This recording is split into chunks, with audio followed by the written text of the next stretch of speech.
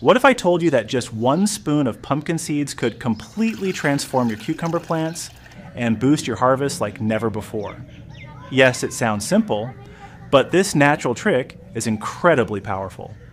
Pumpkin seeds are packed with essential nutrients like magnesium, potassium, phosphorus, and healthy oils. These nutrients help strengthen roots, improve flowering, and increase fruit production in cucumber plants. Here's how to use it. Take 1 tablespoon of raw pumpkin seeds and grind them into a fine powder. You can use a blender or crush them manually. Now mix this powder into 1 liter of water